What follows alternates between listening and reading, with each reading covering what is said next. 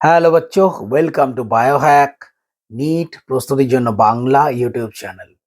তো জানুয়ারি shift জেইর question দেখে যারা খুব আনন্দে রয়েছে যে নিটেরও কোশ্চেন এরমই হবে, তো তাদের উদ্দেশ্যে যেটা বলার, এই ধরনের কোশ্চেন কিন্তু কখনোই হবে না নিটে। জেইর ক্ষেত্রে কিছুটা সোজা কোশ্চেন এলেও নিটের ক্ষেত্রে এই লেভেলের সোজা কোশ্চেন কিন্তু কখনোই থাকবে না। এ ব্যাপারে মোটামুটি 100% শিওর।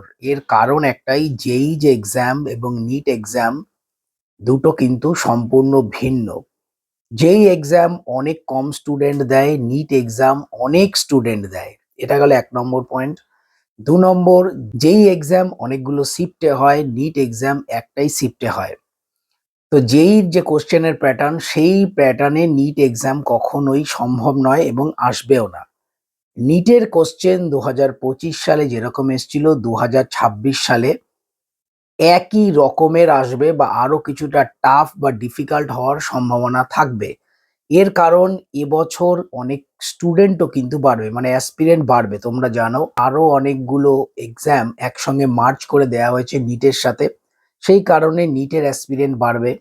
নিটের অ্যাসপিরেন্ট যদি বাড়ে, কোশ্চেন যদি একদম ডিফিকাল্ট না দেয়, কোশ্চেন যদি একদম সোজা হয়, তাহলে 2024 সালের মতোই 650-র ওপর কাট অফ উঠে যাবে। তোমরা জানো 2024 সালে কি হাল হয়েছিল, এবং 2025 সালে 130 নাম্বার কমিয়ে সেই কিন্তু কাট অফ মেকআপ দিয়েছে এনটিএ। তো কখনোই 600-র ওপরে কাট অফ কোনো দিনই এনটিএ নিয়ে যাবে না, তাহলে অনেক ঝামেলা হয়।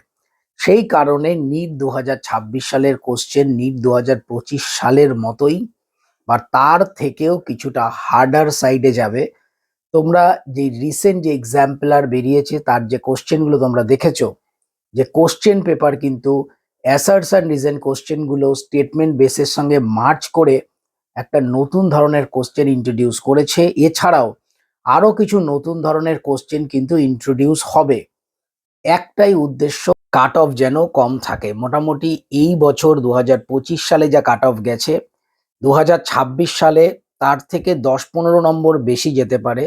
আদারওয়াইজ তার থেকে বেশি কিন্তু কখনোই যাবে না। মানে 600 650 তো কোনোভাবেই হবে না। যেইর মতো নিটের ক্ষেত্রে এই ধরনের কোশ্চেন আসবে সেটা কিন্তু নয়। নিটের কোশ্চেন একটু হার্ডার সাইডেই আসবে, কেননা এনটিএ কে কাট অফকে মেনটেন করতে হবে। যেহেতু অ্যাসপিরেন্ট প্রচুর বাড়বে, তো কাট অফকে একটা নির্দিষ্ট জায়গায় রাখতে গেলে কোশ্চেন কিন্তু সেই রকমই করতে হবে। আবারও তোমাদের বলে দিই, বায়োলজির ক্ষেত্রে নতুন ধরনের কোশ্চেন ইন্ট্রোডিউস হবে, যেটা আমি তোমাদের বললাম। এছাড়াও ট্রিকি কোশ্চেন থাকবে, কোশ্চেন লেন্দি থাকবে, তোমাদের অনেকটা সময় কিন্তু বায়োলজি খেয়ে নেবে।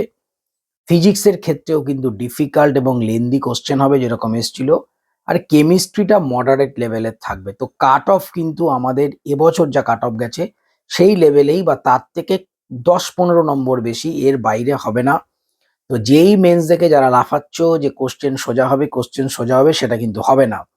আর কোশ্চেন টাফ হওয়াই উচিত। নিটের মতো পরীক্ষায় কোশ্চেন টাফ হওয়াই উচিত।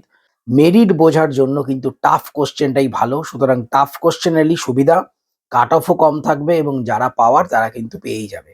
তো যাই হোক, যেরকম লেভেলে তোমরা প্রিপারেশন করছো, 2025 সালে যেমন কোশ্চেন এসছে সেই ধরনের বা তার থেকে কিছুটা হার্ডের দিকে কিন্তু কোশ্চেন যাবে।